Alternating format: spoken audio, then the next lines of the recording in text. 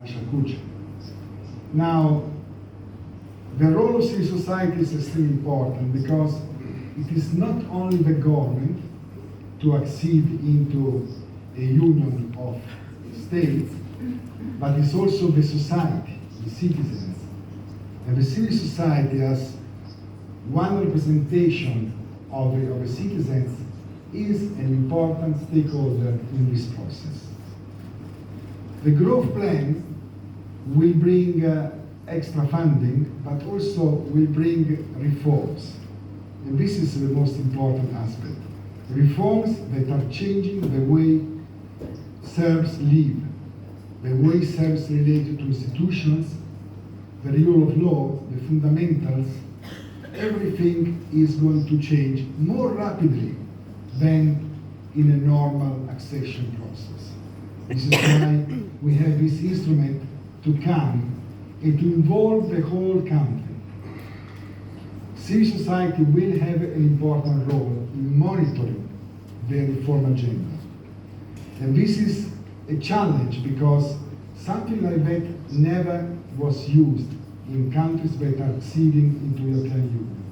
This is an acceleration, this is an increased funding that will put under enormous stress all the institutions of the country, not only in making the reforms, but also in absorbing EU funds. Civil society is an important and unique aspect of a democratic country. Relating to citizens, understanding the needs and the voice of the citizens is the main function that civil society should bring to a society. Minister Gimanov discussed about the strategy for cooperation between the government and civil society, which is an incredible achievement after many years of being developing this. This is a new baby that has to be protected, has to go on, has to involve the whole society. Mr. Germano will talk about the strategy, and we are engaged also to support the strategy, to support the financial diversification for civil society, the transparent financial support that the state will provide to civil society, and also the way that civil society works and operates. The enabling environment is not only important at central level with the ministries, but is of utmost importance for you in the municipalities. Whenever I go, I always ask the mayors, are you involved in civil society? Are you discussing with citizens your plans, your development plans? And not always I found a very positive situation. I talk to civil society and I understand that there are many challenges. There are many challenges from one side, and there are many challenges from the other side as well.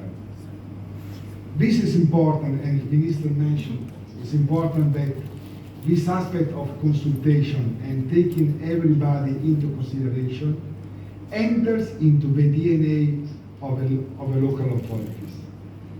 But also the civil society, and this is why Bosch's role is extremely important, should also be able to entertain fruitful and cooperative discussions with the authorities. Civil society has to count also on a diversification of funding. And this does not mean only that the state funding should be available to civil society, but also that civil society should look to the citizens, should look to the private companies, should innovate the way they work in order to attract diversified funding for their actions, because the actions is very important and it costs money. And the last item I wanted to discuss is that we sometimes people say that we are donors. Sometimes, and rightful, people say that we as European Union are a partner. So we are a partner.